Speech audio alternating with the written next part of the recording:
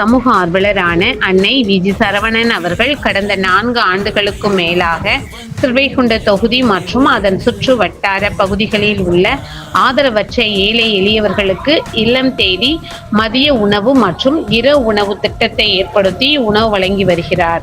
இந்நிலையில் தமிழக வெற்றி கழகத்தின் ஐம்பெரும் கொள்கை தலைவர்களுள் ஒருவரான சமூக ஆர்வலர் அஞ்சலை அம்மாளை கொள்கை தலைவராக அறிவித்ததன் ஏற்பால் தமிழக வெற்றி கழகத்துடன் இணைந்து தமிழக வெற்றி கழக தலைவர் தளபதி திரு விஜய் அவர்களின் ஆசியுடன் கழக பொதுச் செயலாளர் அண்ணன் புசியன் ஆனந்த் அவர்களின் வழிகாட்டுதலின்படியும் 4/11/2025 இன்று 1239வது நாளாக ஏரல், உண்டியலூர், ஸ்ரீவைகுண்டம், கோட்டைக்காடு, சிறுதொண்டநல்லூர் மற்றும் கீழமங்கலக்குறிச்சி அதன் சுற்று வட்டார பகுதிகளில் உள்ள ஆதரவற்ற ஏழை எளியவர்களுக்கு தமிழக வெற்றி கழகம் தூத்துக்குடி மேற்கு மாவட்டம் சமூக ஆர்வலரான அன்னை வி.ஜி. சரவணன் அவர்களின் சார்பில்